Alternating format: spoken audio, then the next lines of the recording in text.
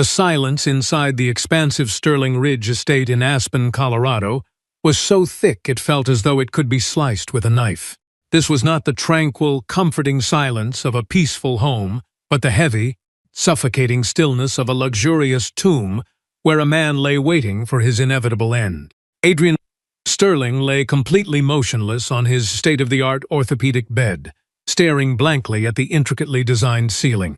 His eyes were the only part of his body he could still move freely, and within them lay a vacuum so profound and devastating that it frightened anyone who dared to hold his gaze. The catastrophic accident had occurred at the most cruel moment possible, precisely when his vast corporate empire was reaching its absolute pinnacle. A single instant of distraction during a torrential mountain snowstorm, a massive truck sliding out of control on the icy highway, the horrific sound of twisting metal, and then nothing but total darkness, followed by an even darker reality. He suffered total paralysis from the neck down, an irreversible condition. The chief medical officer's words still echoed. The extensive damage to his spinal cord was completely irreversible. He would never walk again, never move his arms, never regain his independence. That pronouncement had been made 8 months ago. The absolute worst part of his condition was not the physical paralysis itself, but watching everyone who had once sworn to love and support him slowly drift away like rats abandoning a sinking ship. His corporate business partners had been the first to disappear. They made 3 polite visits during his first week at the hospital, filled with empty promises, then nothing but formal, legal documents delivered by aggressive attorneys that systematically transferred control of the companies he had built. His longtime friends from the exclusive golf club lasted only a little longer. 2 weeks of occasional text messages and expensive flower arrangements, followed by absolute silence. Adrian understood the message perfectly. He was no longer of any practical use to them. But what truly tore his soul apart was the devastating betrayal of his immediate family. His wife Victoria had remained by his bedside for exactly 2 months. Each subsequent visit became briefer, each look colder, each word filled with barely contained resentment.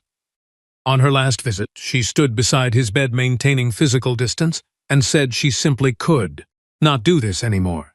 She could not spend the rest of her prime years caring for an invalid. Adrian begged, saying 25 years of marriage had to mean something. Victoria responded with surgical cruelty that those years meant something when he was the powerful man she married, but that man no longer existed. What was left was just a lifeless body waiting to die.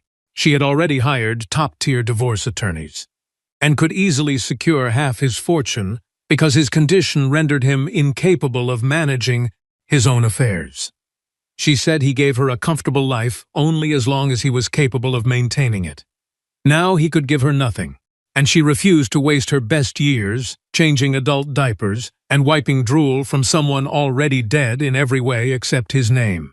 With those final words, she turned and walked out. 25 years of shared history were erased with the ease of deleting an unwanted text message. There was still a far more devastating blow. His children Thomas, 23, and Isabella, 21, were the children he had raised with utmost devotion, educated in prestigious schools, taken on exotic vacations, and prepared to inherit his empire. Thomas visited exactly 3 times. The first visit lasted barely 20 minutes of suffocating discomfort, his son looking at every object except his father. The second was even briefer. The third and final visit lasted less than 5 minutes. Thomas said the entire situation was too difficult for him to handle, and he could not bear to see his father like this. He preferred to remember him as he was before. Adrian begged his son to stay, saying he needed him. Thomas responded that he had to prioritize his own mental well-being and that his therapist said he needed healthy personal boundaries. 3 weeks later, Adrian learned Thomas was living in a luxurious beachfront mansion in Miami, spending generously from the early inheritance Victoria had negotiated. Isabella was even more cruel because she was brutally honest.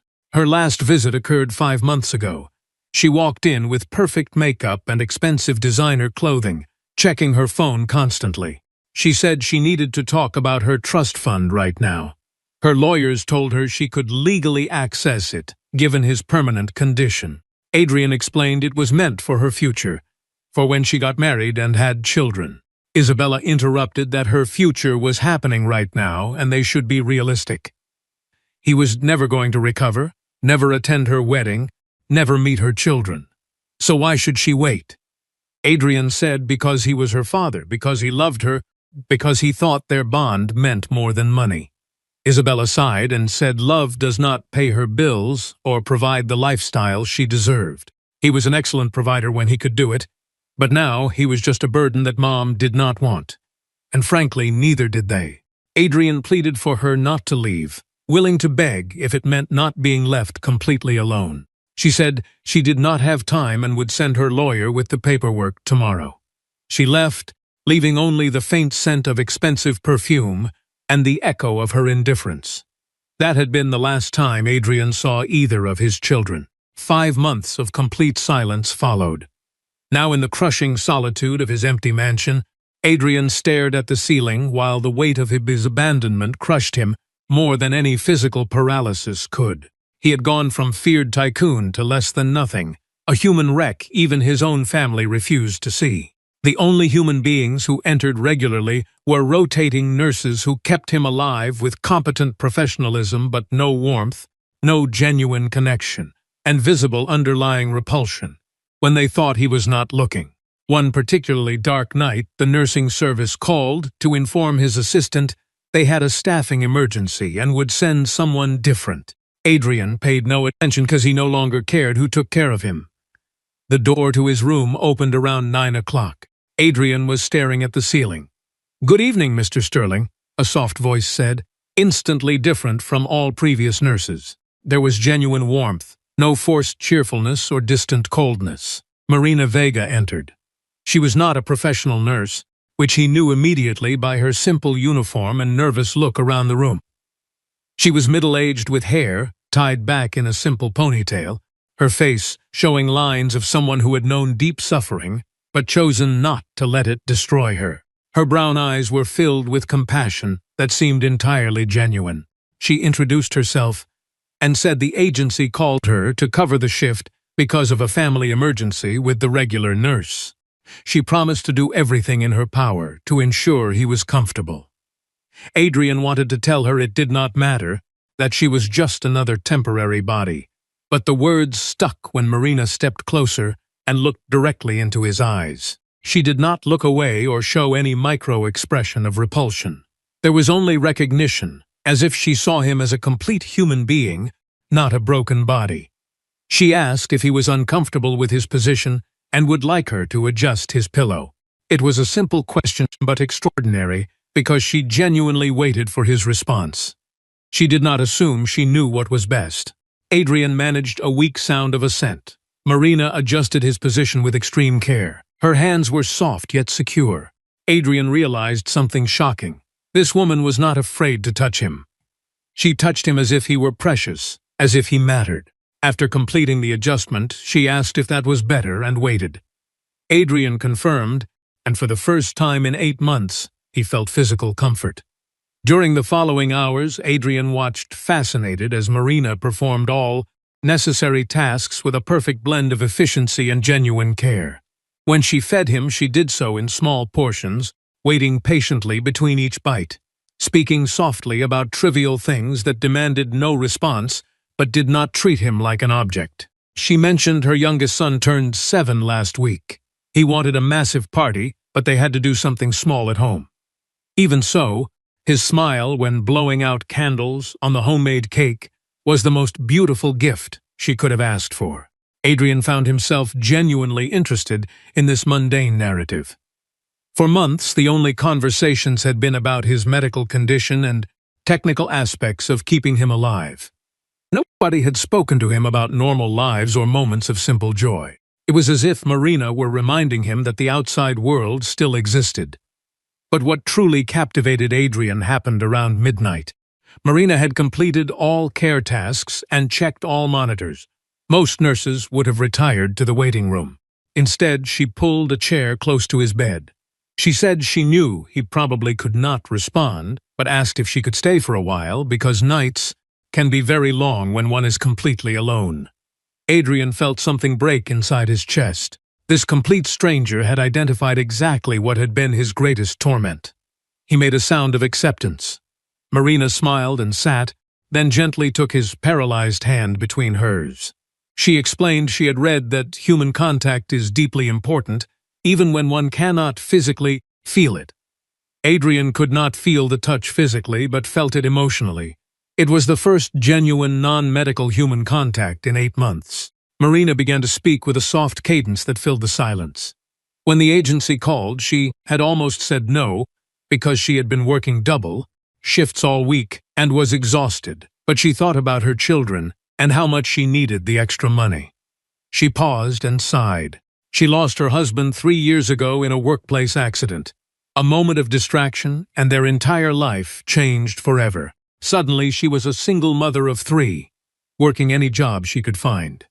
Adrian felt his heart shudder with empathy towards someone else. For months he had been so consumed by his own suffering that he had forgotten others also suffered in equally devastating ways. Marina asked what he thought she had learned through all that. Adrian perceived she was sharing something important. She had learned that as long as we have a reason to get up every single morning, as long as there is even one person who needs us to keep going, then life is absolutely worth living. The words fell upon Adrian like water over parched earth. A reason to get up every morning, a person who needs us. He had lost both. His family had abandoned him, his purpose stripped away. Marina gently squeezed his hand and said she knew he probably felt very alone and had thought there was nothing left to live for, but he was completely mistaken. Adrian made a questioning sound. How did she know? Because she was right there holding his hand and could feel his heart still beating. And as long as his heart beats, there is hope.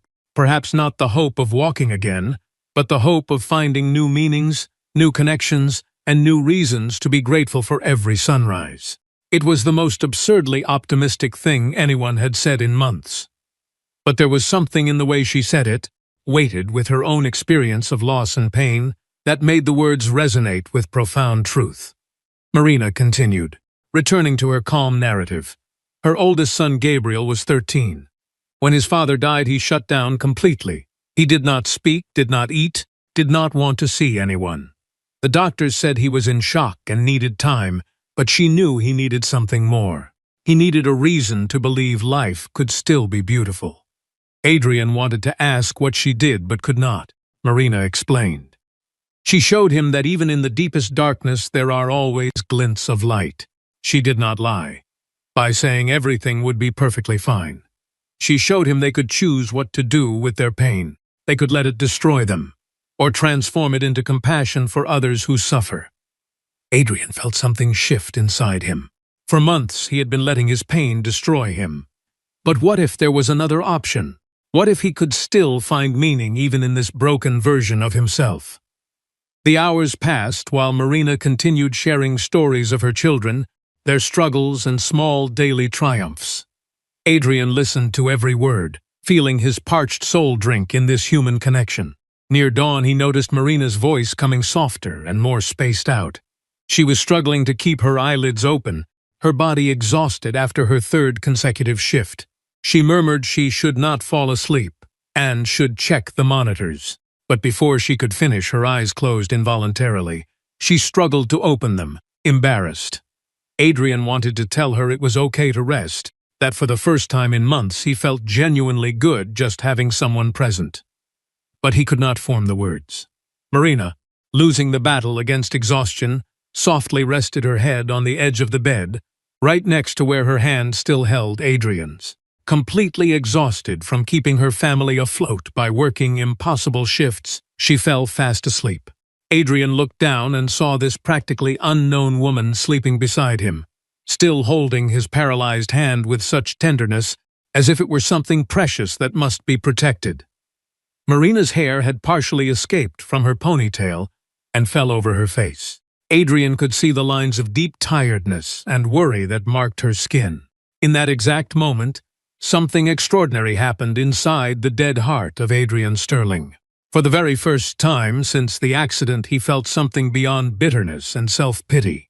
He felt profound gratitude because this exhausted woman, who clearly had her own monumental struggles, had chosen to treat him like a human being instead of a duty.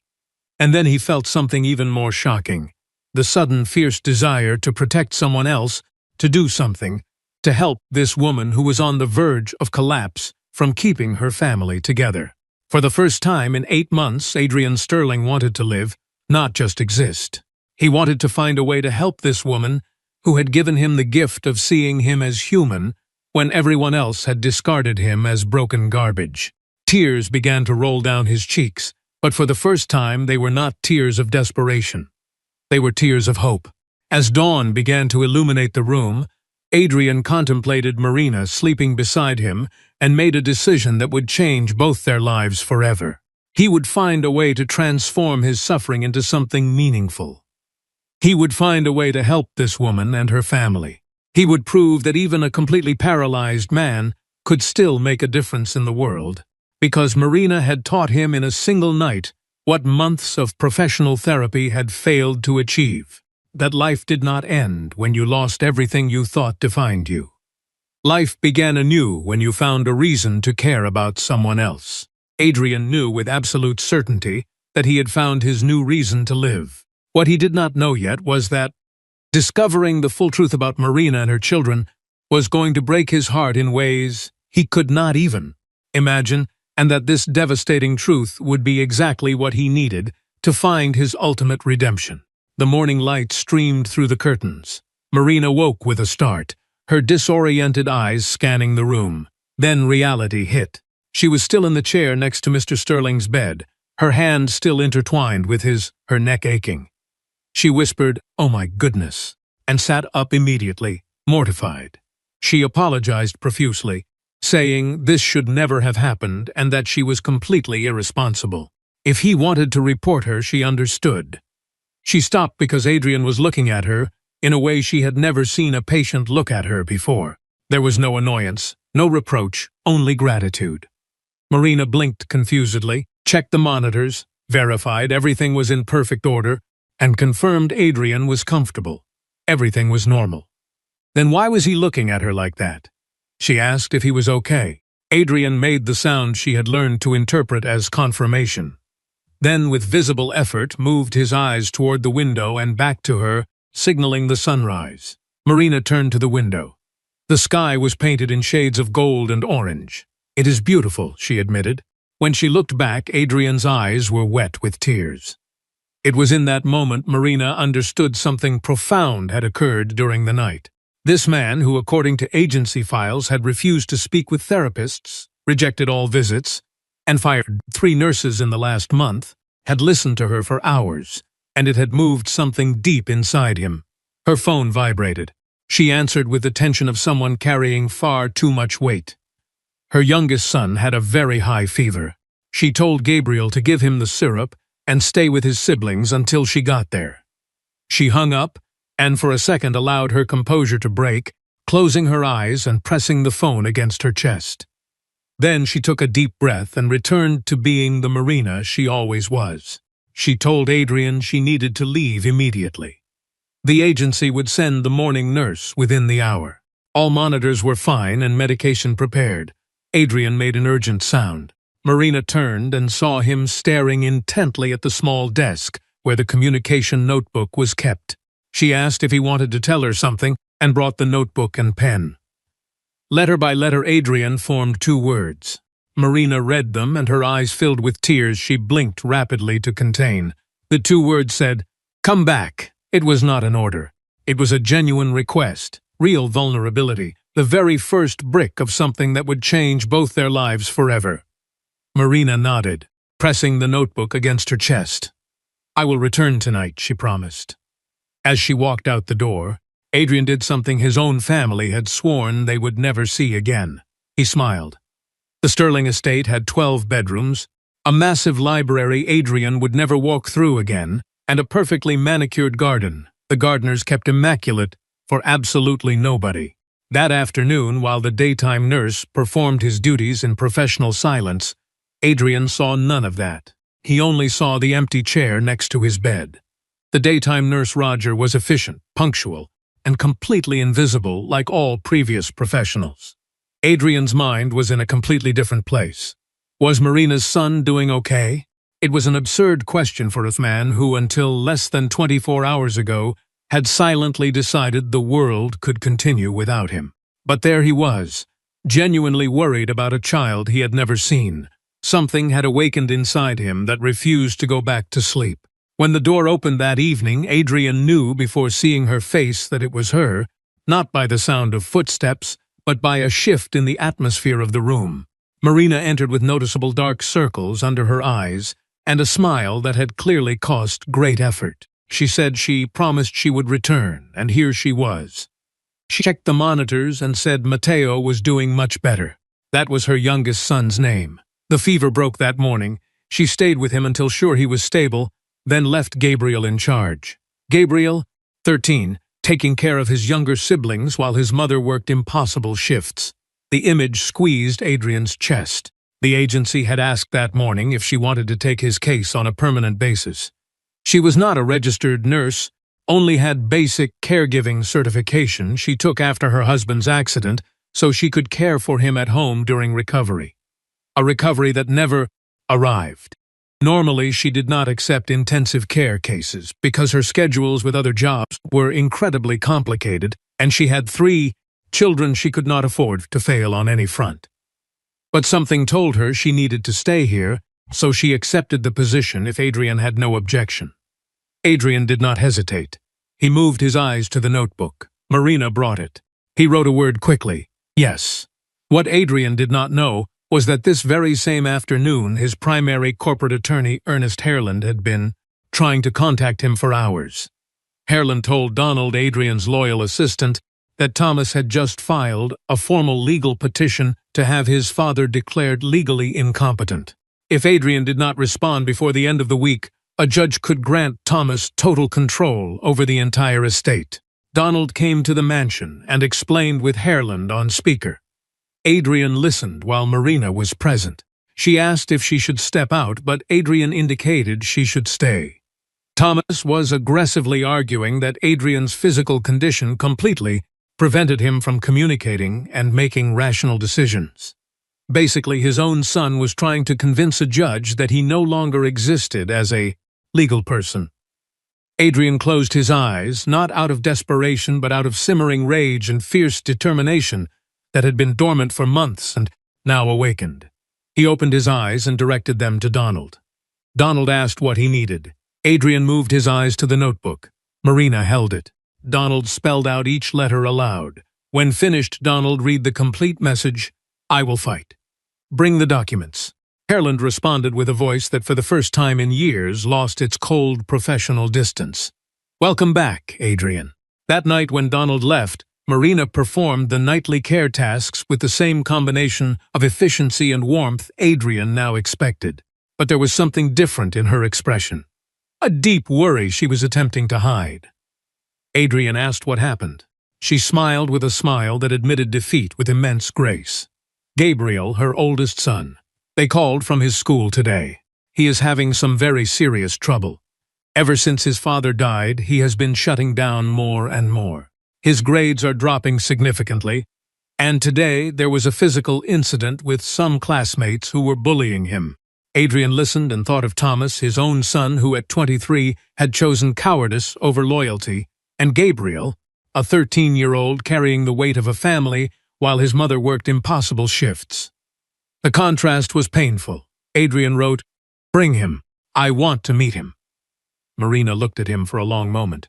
"Are you completely sure?" Adrian's eyes responded before any letter could form.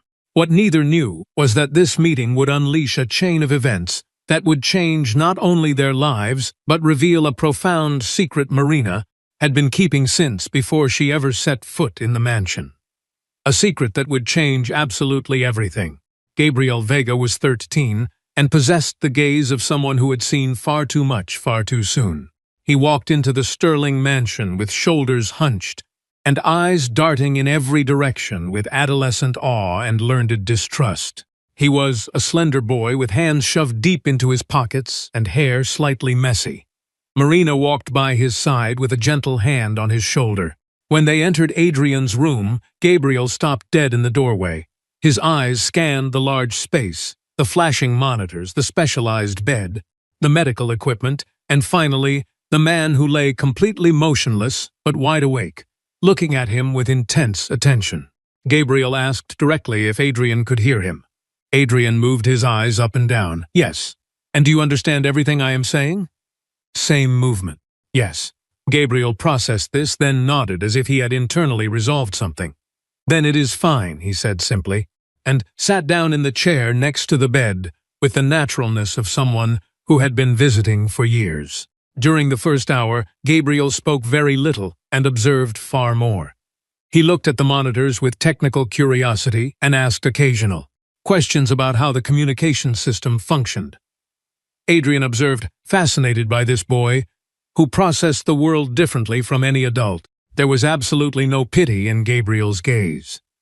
Every adult who walked into the room brought an invisible layer of pity that made Adrian feel reduced to his physical condition. But Gabriel looked at him with analytical curiosity and completely without judgment. It was during the second hour, when the nature of the conversation shifted. Marina had stepped out, and Donald was on a call in the adjacent living room. Gabriel and Adrian were completely alone. The boy kept silence for a brief moment. Then, without preamble, "My mom cries when she thinks we cannot see her. She works way too hard.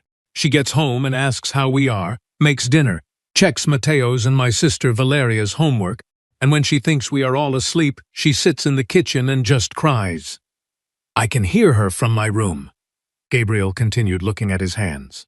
When his dad died, she told them everything was going to be perfectly fine, and he believed her because he desperately needed to.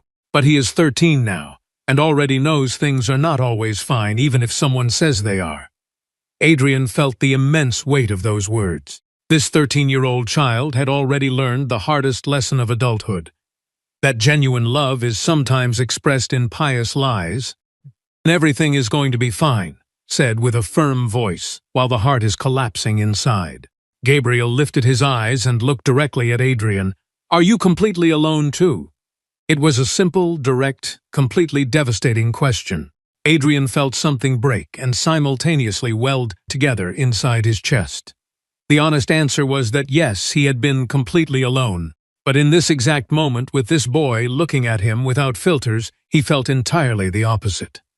He moved his eyes toward the left. "Not so alone anymore," the boy said, not as a question but as a firm confirmation. And Adrian, for the third time since Marina had crossed the threshold, felt his eyes fill with tears. Marina returned to find her son and Adrian in a silence that was clearly not uncomfortable, but the opposite. She placed cups on the side table and watched them for a moment without either noticing her presence. She saw Gabriel's posture relaxed and open without the permanent tension he had carried for years, and Adrian's eyes alive and completely focused on her son with the exact same attention he had paid to her since the first night. Something deep in Marina's chest shifted in a way she could not fully name.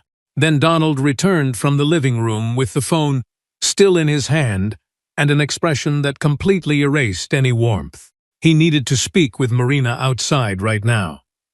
In the corridor, Donald looked at her with the expression of someone about to say something that would hurt deeply. Mr. Hareland investigated her background with the agency as standard procedure for a high-profile client. Marina nodded slowly. Donald paused, looking torn. Why didn't she tell them that she knew who Adrian was before that first night? The silence that followed was entirely different. Marina's hands hung completely still at her sides. She asked what exactly Mr. Hareland found. That her late husband Richard Vega worked for 11 years at Vertex Industrial, the exact same company Adrian acquired a few years ago, and liquidated 6 months after acquisition, leaving over 140 workers completely without employment or their full severance packages. The accident that cost Richard his life occurred on a Vertex Industrial job site exactly 3 weeks before the company was permanently closed. A closure Adrian Sterling personally signed. Donald asked if she knew who Adrian was when she arrived that first night. The response took time. When Marina opened her eyes, there was something incredibly complex and raw in them. "Yes," she said simply. "I knew." Donald entered the room first. Marina followed. Adrian detected the shift immediately. Gabriel noticed too, and was sent to wait in the living room with Donald. Marina approached the chair by Adrian's bed slowly, sat down, and for a long moment simply looked at him with that disarming honesty that had been her hallmark from the very first moment.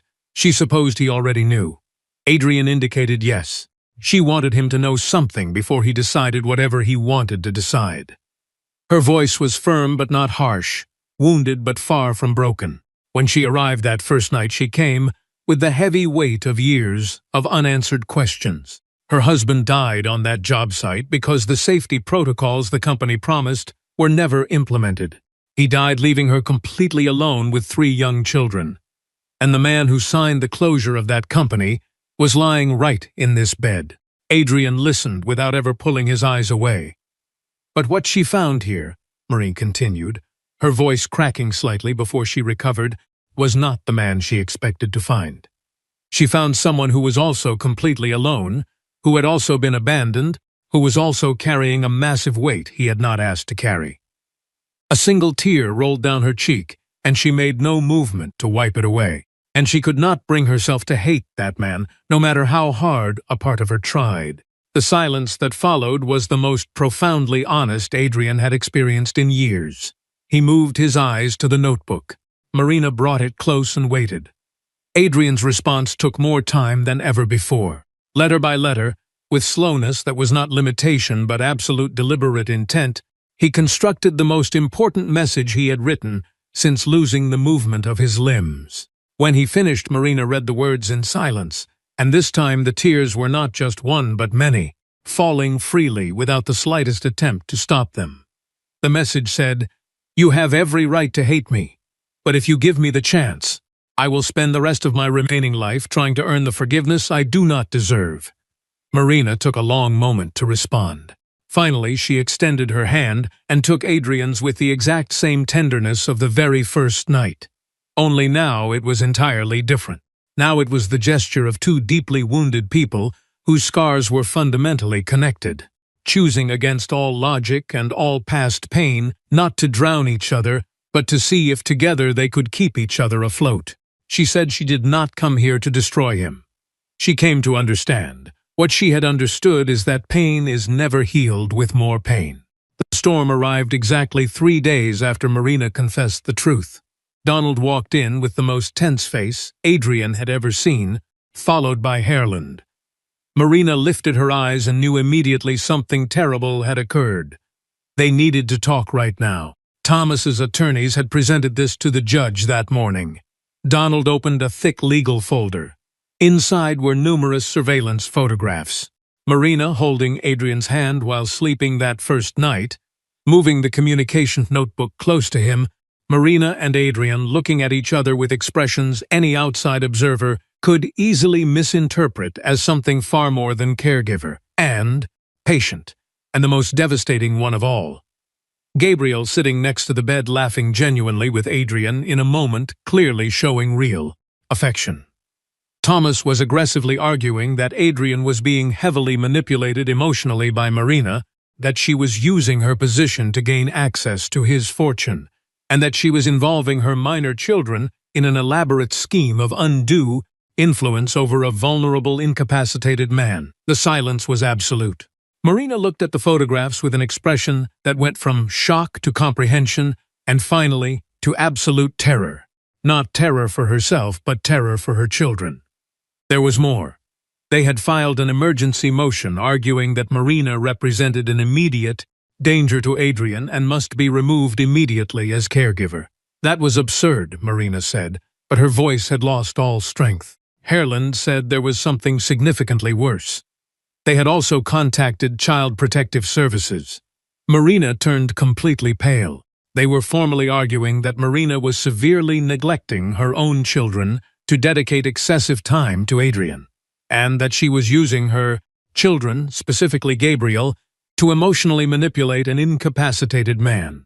They had already scheduled an emergency assessment visit to her apartment to investigate the conditions in which her children were living. The words fell upon Marina like heavy stones. Adrian saw her literally stagger back, gripping the edge of the bed tightly. "No," she whispered, her voice completely broken. "They cannot take my children away from me.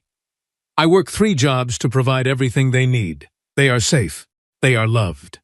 I would never—" Harland interrupted with firmness that attempted to be comforting but could not hide the real gravity. He knew she would not, and they were going to prove that in court. But she needed to prepare for what was coming.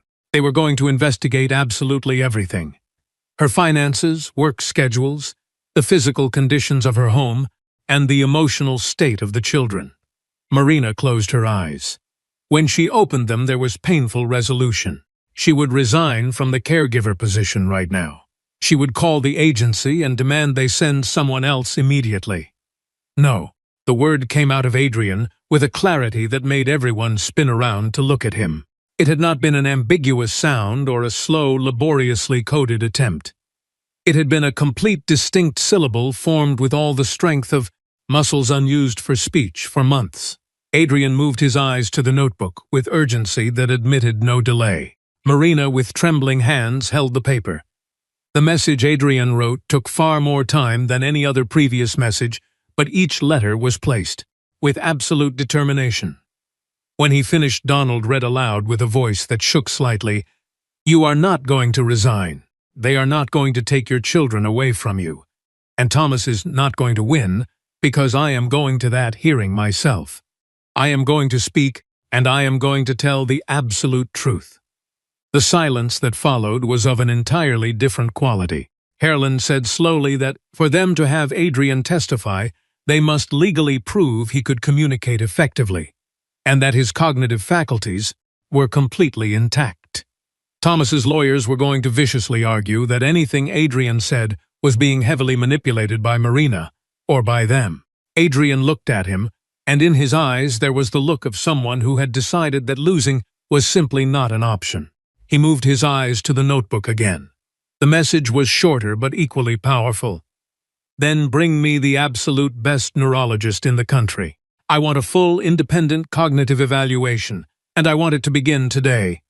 Harland looked at Donald.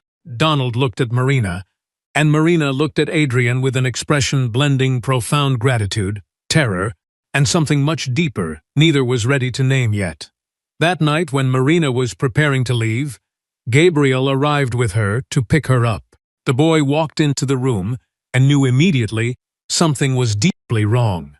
Marina told him everything about the surveillance photographs, the malicious accusations, and the threat from Child Protective Services with the absolute honesty she had always used with her children, because she believed they deserved to know the reality of the world they lived in. Gabriel listened in absolute silence, his expression darkening with each passing detail. And when Marina finished, the boy turned toward Adrian with an expression that was no longer that of a 13-year-old child, but of someone much older. "Is it true what my mom said, that you are going to fight for us?" Adrian moved his eyes up and down. "Yes, why?" It was a fair question deserving a far more complete response. Adrian moved his gaze to the notebook. Gabriel held it this time. The message took shape letter by letter. "Because you and your family reminded me that I am still a human being, and because human beings protect the ones they love."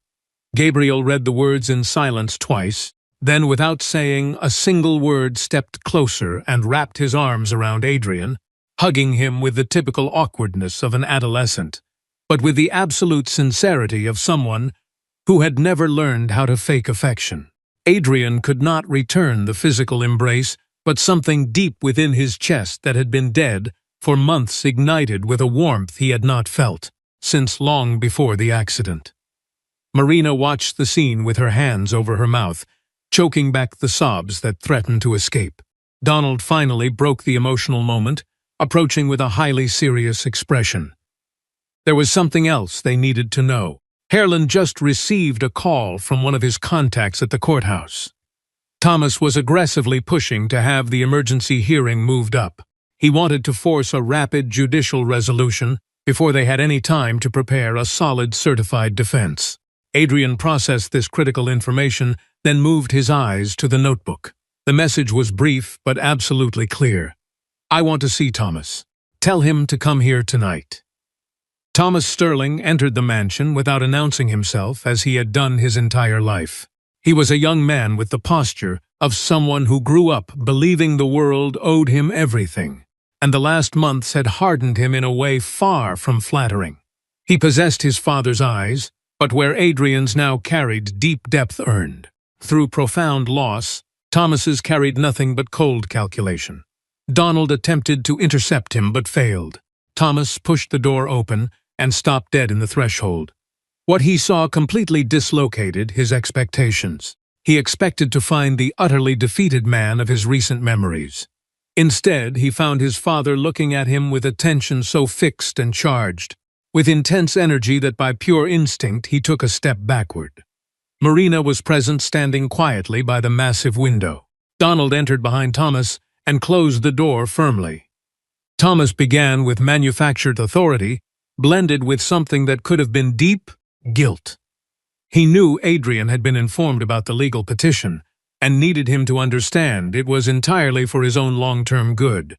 Adrian could not continue living like this, surrounded by people he did not know, letting complete strangers make monumental decisions for him. Adrian's silence was so profoundly eloquent that Thomas became visibly uncomfortable.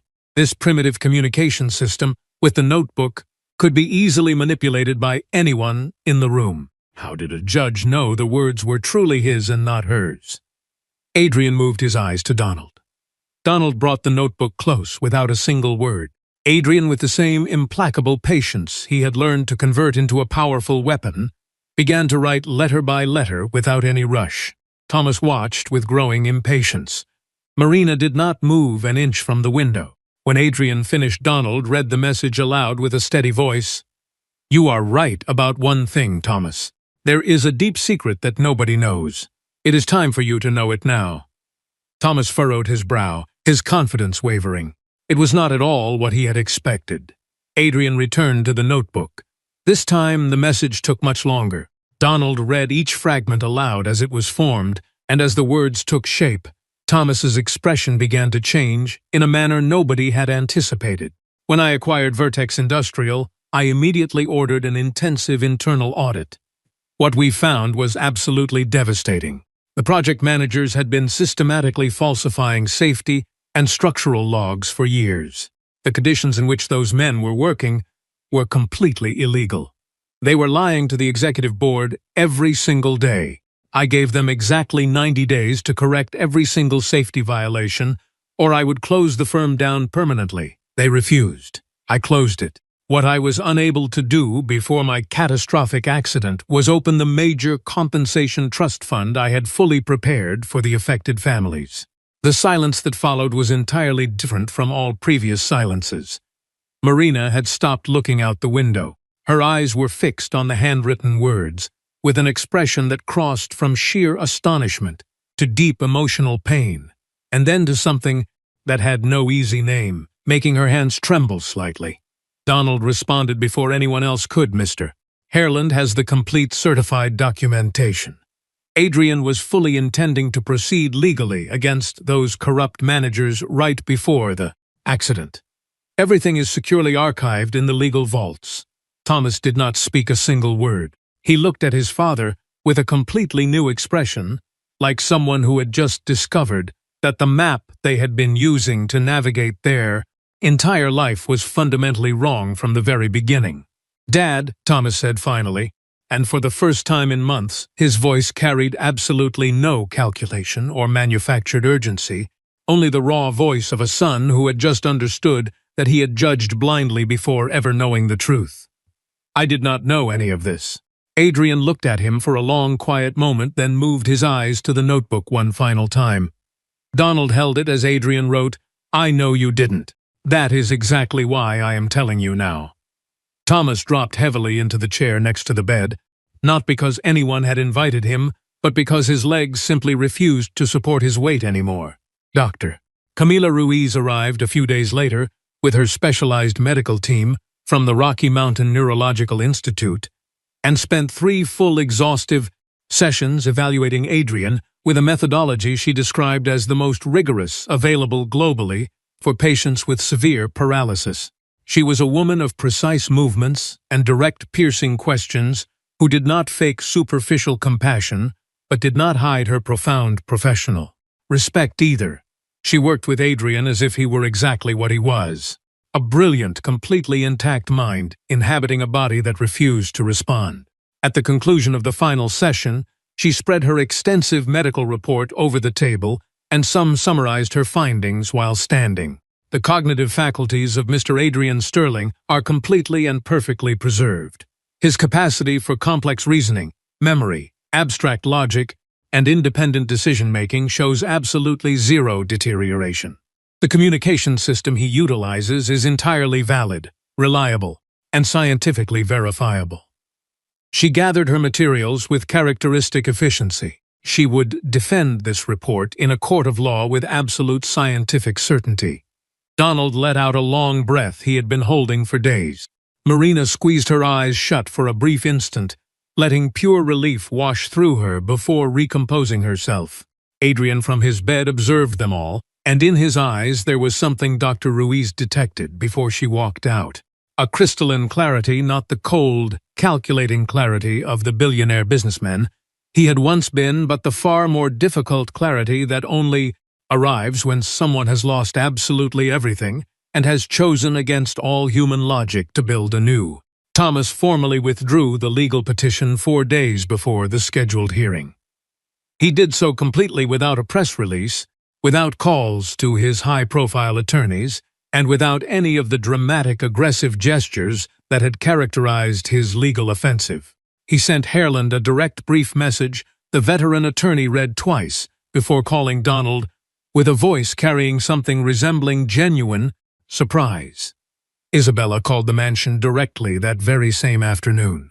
Donald placed the call on speaker, and Adrian listened to his daughter's voice, which sounded entirely different from the last time, completely devoid of the calculated sharp edges that had defined her in recent months. "Dad," Isabella said, her voice cracking on the very second syllable. "Thomas told me everything you said about Vertex Industrial and about the Compensation Trust Fund." A long, heavy pause. "I didn't ask you anything. I just went straight to judging you without ever asking for your side, and that was—" She could not finish the sentence. Adrian waited patiently. "Can I please come visit you?" Isabella asked finally. "No lawyers, no legal documents, just me." Adrian moved his eyes to the notebook. Donald held it, and Adrian wrote, "Yes." It was far from the beginning of a perfect magical reconciliation, because real wounds do not heal in a single phone call or brief visit. But it was a door left open.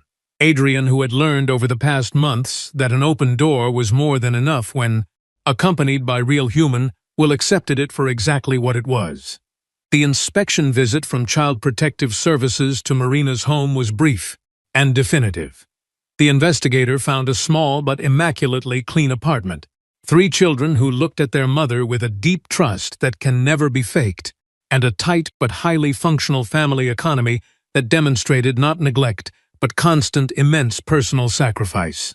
Gabriel answered the investigator's questions with that baffling maturity that characterized him. Valeria, the middle child, an 11-year-old girl with observant eyes, proudly showed her schoolwork that filled her notebooks. Matteo, the youngest, fell fast asleep on the sofa, during the visit entirely oblivious to the gravity of the moment, possessing the absolute peace of children who feel entirely safe. The investigator closed her official folder and looked Marina straight in the eyes. "There is absolutely no reason to continue this investigation. Your children are exceptionally well cared for." Marina waited until the door closed firmly before she dropped into a kitchen chair and wept with all the weight of weeks of pent-up terror. Gabriel appeared in the doorway of his room, looked at her, and without saying a single word, crossed the room and hugged her from behind, resting his head on her shoulder with the sincere awkwardness of his 13 years. Valeria arrived seconds later, wrapping her arms around her from the other side. Matteo continued sleeping peacefully on the sofa, and Marina Vega, who had carried a crushing weight alone for years that would have broken anyone else, finally allowed her children to hold her up. Weeks after the legal dust had completely settled, Adrian summoned Harland and Donald to his room with a purpose neither anticipated. The message he constructed that morning in the notebook was the longest he had written since the day of his accident. Donald read it aloud while Harlan took meticulous notes. Adrian wanted two monumental things done immediately. First, he ordered the immediate activation and full funding of the compensation trust for the families of all the workers of Vertex Industrial who had been left without their complete severance packages. Every single family, without a single exception, including that of Richard Vega.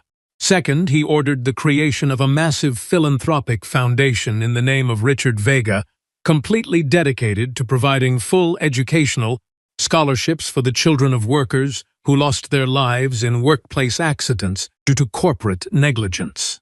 Harlan lowered his pen and looked at Adrian over his glasses with an expression the veteran attorney rarely showed. This will significantly reduce your personal net worth and estate, Adrian. Adrian moved his eyes. Donald held the notebook. I know. Are you completely and absolutely sure about this? Adrian's eyes responded with fierce intensity before any words could even form on the paper. Harlan nodded a single time and immediately returned to his legal pad. Marina learned of it that afternoon when Donald told her in the hallway before she entered the room. She stood entirely still in the corridor for a long moment, her hand resting against the wall, letting the massive information settle into a place within her where pain and profound gratitude had learned to peacefully coexist. When she entered the room, Adrian was looking at her as he always did, with that complete attention that had never learned to be anything other than entirely honest. Marina brought the notebook close without being asked. She held it and waited. Adrian wrote a single sentence. Marina read it a second time, and then lifted her eyes toward him with an expression that was not merely gratitude, but something far deeper and more difficult to name. The expression of someone who has carried a long history of deep pain and has discovered that this history, without anyone planning, it ended up being the exact path towards something they could have never found in any other way. The sentence said, "Your husband deserves to be remembered by something that lasts forever." Sometime later in the grand garden that the gardeners had kept immaculate for absolutely nobody. For months there were vibrant voices. Mateo was running wildly between the manicured bushes with that unlimited energy of young children who need absolutely no reason to move. Valeria was reading quietly, sitting on the stone bench under the massive oak tree, with her legs tucked beneath her, completely inhabiting the world of her pages. Gabriel was walking slowly along the stone path, talking directly with Donald about something that made the young assistant laugh with a genuine booming laugh the mansion had never heard before.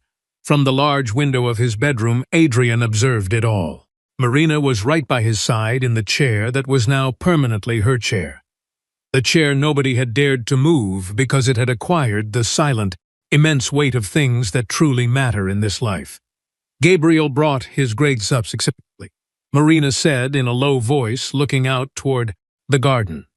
Last week he showed me an essay he wrote for his English class about real resilience. She smiled with that smile Adrian had learned to read as the most honest of all her expressions. He wrote about his father, and he wrote about you. Adrian felt something that no longer surprised him, but never ceased to deeply move him. The profound warmth of knowing that he mattered. Not because of his fortune, not because of his powerful last name, and not because of what he could financially provide, buy, or sign, but because of who he was, because of what he had actively chosen to be after losing absolutely everything he thought defined him. Marina turned her head and looked at him softly. "Do you know what I have learned through all of this?" she asked, and her voice possessed that soft cadence of conversations that do not require an explicit answer to make complete sense. Adrian waited. "I learned that forgiveness does not erase the past pain," Marina said. "The pain remains there, but when you actively choose to release the weight of carrying it completely alone, you discover that your hands are finally left free to hold other things." She looked out toward the garden again, where her children were filling a space with vibrant life that had once been pure, stagnant solitude, things that are worth so much more. Outside, Mateo shouted something that made Valeria laugh aloud, and the pure sound reached all the way up into the room like something that could not fit into any known corporate category except for the simplest and most profound one of all: life. Adrian felt his eyes moisten, but not with sadness. It had been a long time since his tears had been of sadness. He looked at the garden, he looked at Marina, and he looked at her hands, which held his with the exact same tenderness of that very first night when everything was absolute darkness, and she had arrived carrying, without ever knowing it, the only key that could open what remained of his heart. And Adrian Sterling, the man who for months had stared blankly at a ceiling, waiting for life to end, discovered that what he had laid out before him was not the end of a tragic story. It was, with all its fragility and all its immense bravery, the true, beautiful beginning of one. The ultimate lesson that reveals itself through the long, winding tapestry of human existence is that we are never truly defined by the storms we encounter, but rather by the profound grace with which we rebuild our lives in their aftermath. To grow old is to understand that the grand structures we spend our youth frantically constructing, the empires of wealth, the fortresses of social status, and the illusions of absolute control, are remarkably fragile things capable of being swept away in a single, unyielding instant of cosmic redirection. True maturity lies in the painful but liberating realization that our worth as human beings is never tied to our physical capacity, our independent strength, or the worldly power we wield over others, but is instead entirely anchored in our capacity to love, to extend mercy, and to allow ourselves to be deeply vulnerable in the presence of another soul. When we are stripped of everything we once believed gave us identity, we are presented with a stark, terrifying choice. We can either allow the lingering shadows of bitterness and self-pity to consume us entirely, turning our hearts into fortresses of isolation, or we can choose to open our eyes to the quiet, unassuming grace that often stands right beside us in our darkest hours. Forgiveness is not a passive act of forgetting past wrongs, nor is it a validation of the pain that has been inflicted upon us. Rather, it is a fierce, courageous decision to unburden our souls from the crushing weight of resentment so that our hands may be entirely free to foster healing and compassion. We discover as the years advance that the most profound connections are often forged in the fires of shared brokenness, where the illusions of perfection are completely discarded, leaving only the raw, beautiful reality of two human beings choosing to hold each other up against the gravity of despair. True legacy is never written in stone monuments or legal trusts, but is gently etched into the lives of those we choose to protect, to uplift, and to love without condition. In the end, as the evening of life approaches and the superficial noise of the world fades into distant echoes, we find that the only currency that possesses any true lasting value is the depth of the love we have shared, the peace we have cultivated within our hearts, and the profound knowledge that even from the absolute ruins of a shattered existence, something infinitely beautiful, meaningful, and enduring can still be courageously born.